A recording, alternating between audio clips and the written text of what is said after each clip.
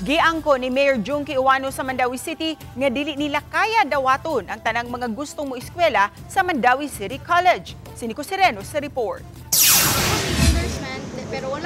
Usa ang 18 anyos nga si Lyra, graduate sa Labugon High School nga nangindahay gihapon nga makasud sa Mandawi City College. Nakapangayo na siya og endorsement letter sa City Hall ug napadala sa eskwelahan nang hinaot nga maapil siya sa ipatawag nga ma-interview. Kahinumduman ang eskwelahan nakadawat og ubay-ubay nga mga guarantee letter aron makaakomodar og dugang incoming first years. Gunahan jud to. Kay syempre wala jud tay kanang maura say duol nga public school.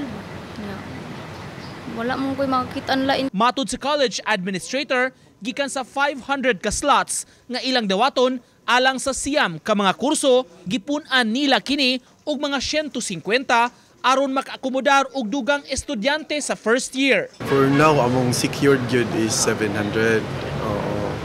Again, wait gihapon ta kung tagaan pa gyud tag na sila i-add. Sa atong administration, di ta kailangan na ng endorsement. Pareho ra tanan diri basing on what they get during the exam.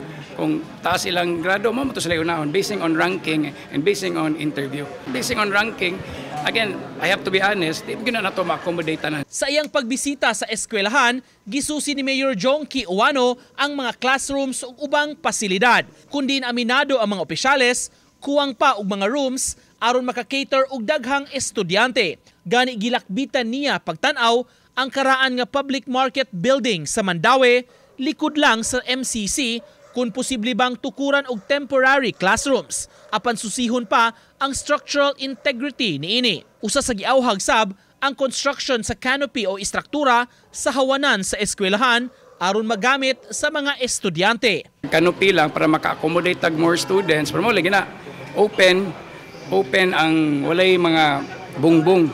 No, para sila mauwanan. This is only temporary. Again, while we build our new Mandawi City College, there is a Norquist Park na site nato. Uban ni Godfrey Relien, Nico Sereno, Balitang Bisdak.